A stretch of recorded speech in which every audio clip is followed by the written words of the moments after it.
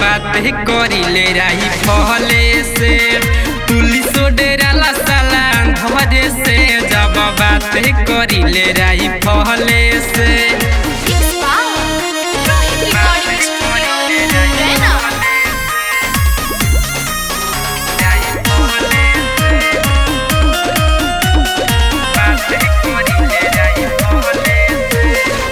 यारन के यारी होई दुश्मन के खूनी काहे डेरालू बोलो ये हमर मुनी। यारन के यारी होई दुश्मन के खूनी काहे डेरालू बोलो ये हमर मुनी। जवन बोली सारे चले जाई जहाने से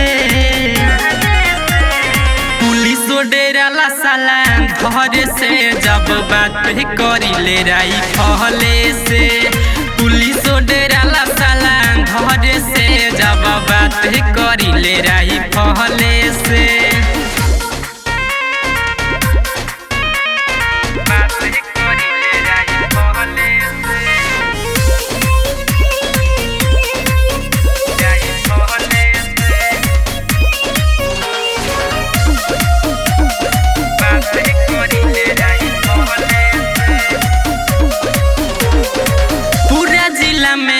बाटे हाहाकार रे सारा विरोधियन के दिल सीना फाड़ रे।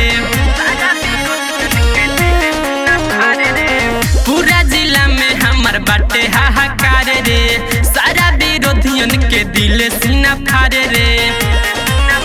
नहीं दौड़े नीतीश रविश जी सहने से पुलिस डेराला साला घरे से जब बात करिले राई पहले से पुलिस डेराला साला घरे से जब बात करिले राई पहले से सुधर जो रे।